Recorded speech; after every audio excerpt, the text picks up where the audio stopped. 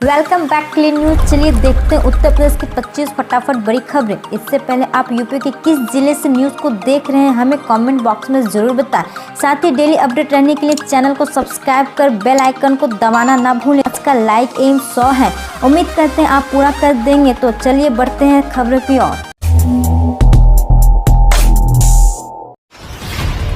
चलिए डालते हैं यूपी पंचायत चुनाव पर एक नजर। आरक्षण का गणित बदलते ही बदल गए दावेदार, दुआ सलाम दावतों का दौर भी हुआ बंद। जी हां, आरक्षण का गणित बदलते ही सैकड़ों की संख्या में प्रधानी के दावेदारों के तेवर भी बदल गए। कोई खामोशी से घर बैठ गया तो जो दिल्ली मुंबई में काम छोड़ किस्मत आजमाने गांव आए थे वे लौटने लगे। अचानक कई पंचायतों में दावतों का दौर बंद हो गया। दावेदार से मोटे चंदे की आस में गाँव गाँव हो रही खेल प्रतियोगिताएं भी कम हो गई। कई दावेदार वोटरों को लुभाने के लिए खर्च का हिसाब लगा रहे हैं। जनता को भनक लगी तो कई के घर सुबह से जुटने वाली भीड़ अचानक लापता हो गई।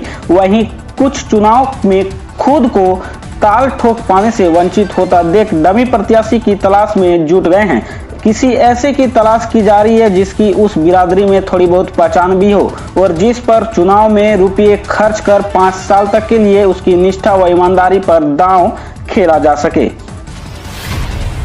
यूपी पंचायत चुनाव में जारी हुई इन 4 जनपदों की ब्लॉक स्तर की रिजर्वेशन लिस्ट। जी हां, उत्तर प्रदेश में पंचायत चुनाव को लेकर सरगर्मियां तेज है। हाल ही में इलाहाबाद हाईकोर्ट ने निर्देश दिए हैं कि 17 मार्च तक आरक्षण का काम पूरा कर 30 अप्रैल से पहले चुनाव हो जाने चाहिए। योगी सरकार ने हाईकोर्ट के इस आदेश का पालन करते हुए ब्लॉक स्तर पर आरक्षण तय कर दिए हैं। हाईकोर्ट ने यह भी आदेश दिया कि 15 मई तक जिला पंचायत अध्यक्ष और ब्लॉक प्रमुख के भी चुनाव करा लिए जाएं। इसके तहत अलीगढ़, एटा, कासगंज और हाथरस जनपद के 2328 ग्राम पंचायत के 34 ब्लॉक में सरकार ने रिजर्वेशन की व्यवस्था पूरी कर ली है।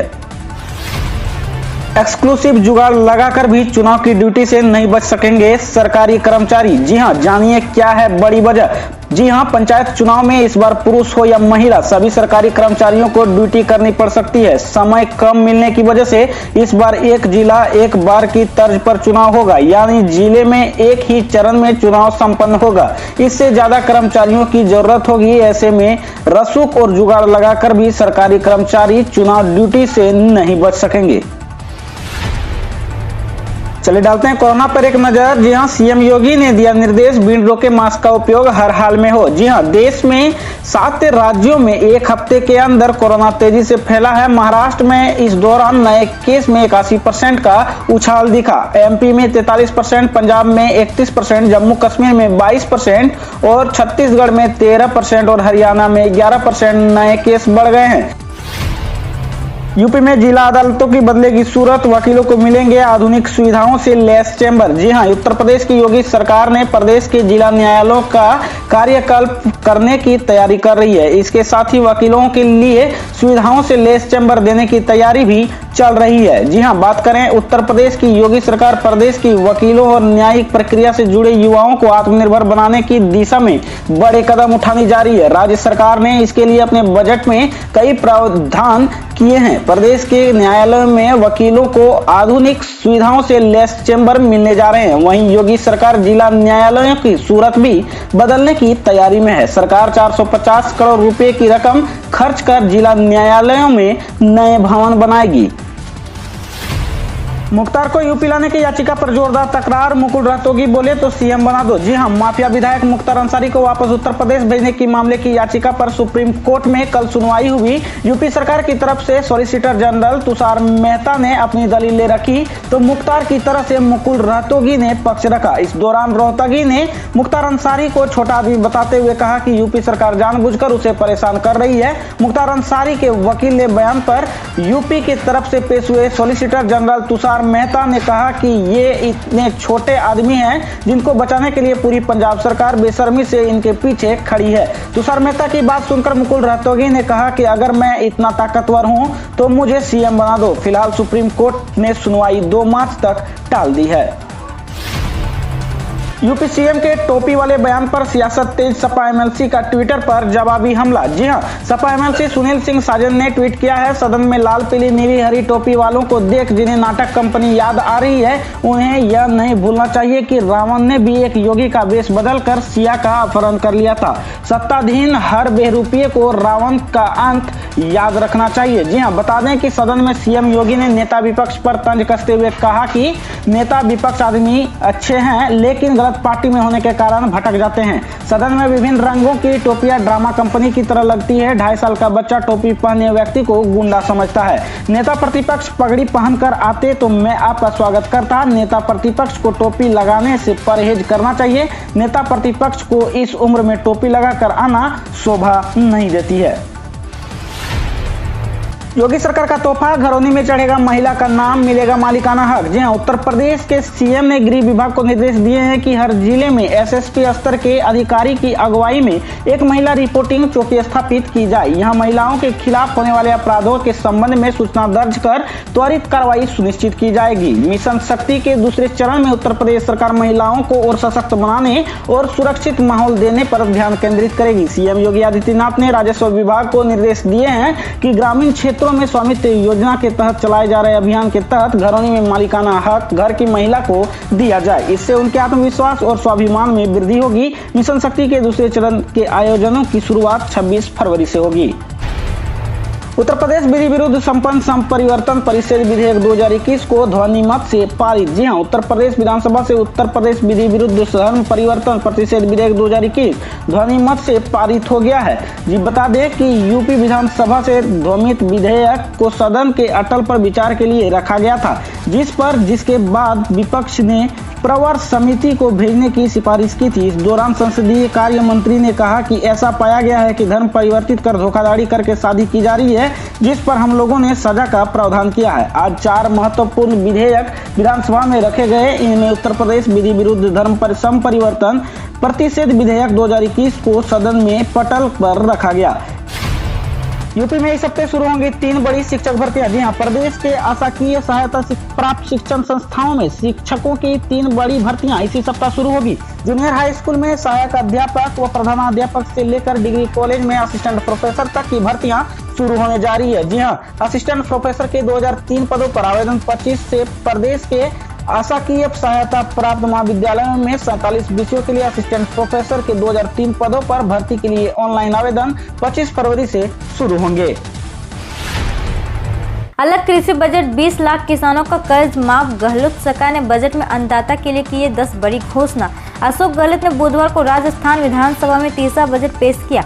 इस दौरान उन्होंने कहा कि किसानों में भारत की आत्मा बरसती है और अगले साल से कृषि बजट अलग से पेश करने की घोषणा की। उन्होंने कहा कि कोविड-19 के एक विशेष पैकेज का ऐलान किया है। बजट भाषण के शुरुआत में सीएम गहलोत ने कोरोना काल की चुनौती का जिक्र किया है। उन्होंने कहा कि कोरोना कम जरूर हुआ लेकिन अभी खत्म नहीं हुआ है। 20 लाख से ज्यादा किसानों के 8,000 करोड़ से ज्यादा के ऋण माफ किए और कुल मिलाकर 14,000 करोड़ से ज्यादा के ऋण माफ हुए।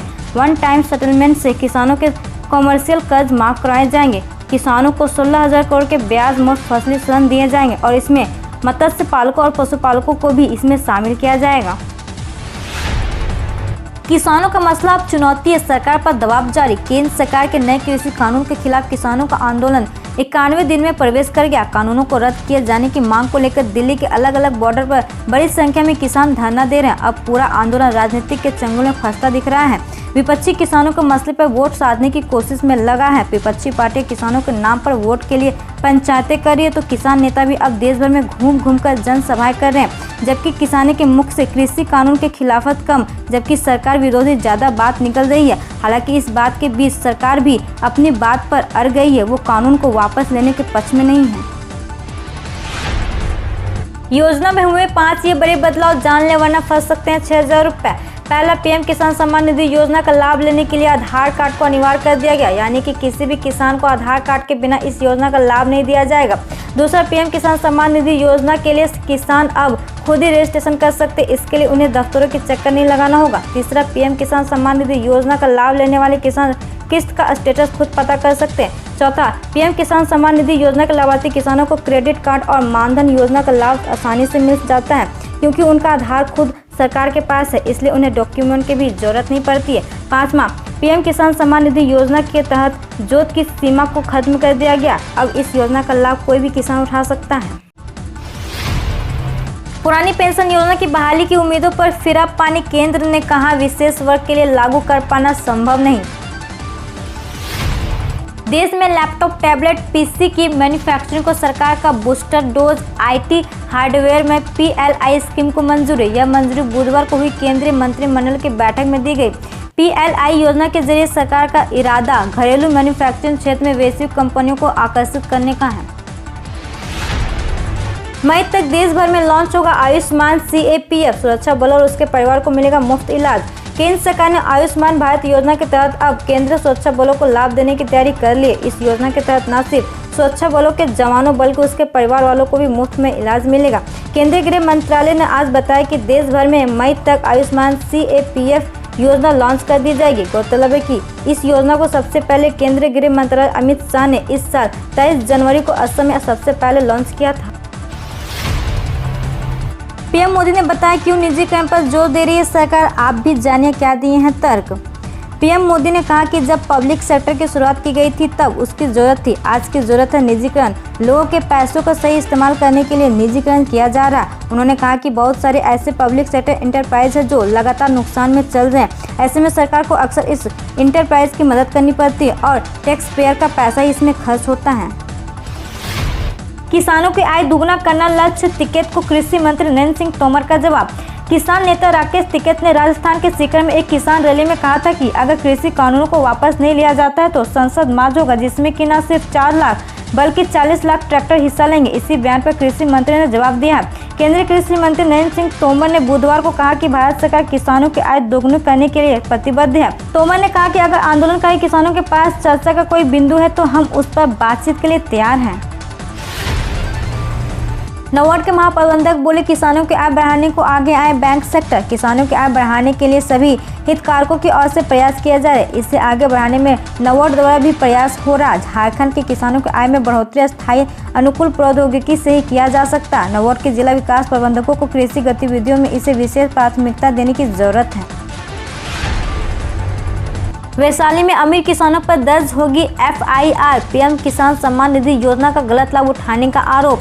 बिहार के वैशाली जिले के 16 प्रखंड में 534 संपन्न लोगों ने पीएम सम्मान निधि योजना के तहत गलत तरीके से राशि प्राप्त कर ली है। अपात्र किसानों ने 98.74 लाख रुपए में से अब तक 9,34,000 रुपए लौटाए। अब ऐसे किसानों को आखिरी चेतावनी दी गई है। रेल सेवा पर कोरोना की मार। पश्चिम रेलवे को लगभग 5,000 करोड़ रुपए से सालाना का नुकसान। कोरोना महामारी के कारण रेल सेवा बुरी तरह प्रभावित हुई है। इसके चलते बहुत सी ट्रेनें अभी भी नहीं चल रही और यात्रियों की संख्या में भी गिरावट आई है। इस वजह से रेलवे को काफी नुकसान हो रहा है। लोग अभी भी रेल से यात्रा करने से हिचकिचा रहे हैं। हालात ऐसे हैं कि कई ट्रेनें की 10% तक सीटें ही भर पा रही है। बैंकों से स्वीकृत ऋण 3 दिन में करे वितरण। स्ट्रीट वेंडरों को अपना व्यवसाय शुरू करने का आत्मनिर्भर बनने के लिए संचालित प्रधानमंत्री स्वनिधि योजना के तहत ऋण मेले का आयोजन किया जाना है। उसकी तैयारियों के संबंध बुधवार को डीएम डॉक्टर ज्ञानेश्वर त्रिपाठी बैठक ली। आधी हो सकती पेट्रोल डीजल की कीमतें। सरकार कर रही है इस विकल्प पर विचार। पेट्रोल डीजल की आसमान छूटी कीमतों के बीच केंद्र सरकार ने इन्हें जीएसटी में लाने के संकेत दिए। यदि जीएसटी की हायर स्लैब भी पेट्रोल डीजल पर लगाई जाए तो मौजूदा कीमतें आधी रह जाएगी। सरकार के निर्देश को नहीं मान रहे निजी विद्यालय। स्कूल फीस के लिए बन रहे अभिभावक पर दबाव।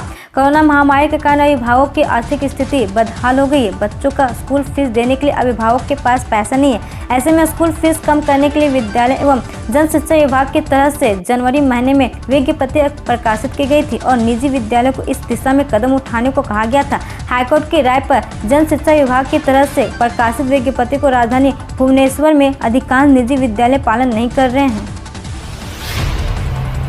मूक बधिरों को नहीं आएगी दिक्कत। हिसार में सरकारी विभागों में साइन लैंग्वेज सीखने के निर्देश।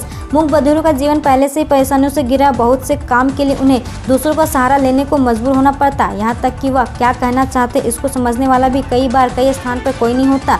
मगर कम से कम हिसार में इस प्रकार की दिक्कत अब मूक बधिरों को नहीं होगी, क्योंकि हिसार प्रशासन मूक बधिरों के एसोसिएशन के साथ एक प्रोजेक्ट पर काम कर रहा है, जिससे प्रत्येक सहकारी विभाग में एक प्रतिनिधि को साइन लैंग्वेज यानी सांकेतिक भाषा को लेकर प्रशिक्षण किया जाएगा। हम रोज़ ऐसे ही न्यूज़ लाते रहेंगे। तो यदि आपने अभी तक क्लीन न्यूज़ को सब्सक्राइब नहीं किया है तो पहले फटाफट सब्सक्राइब कर लें, साथ ही बेल आइकन को दबा दें ताकि कोई अपडेट मिस ना हो।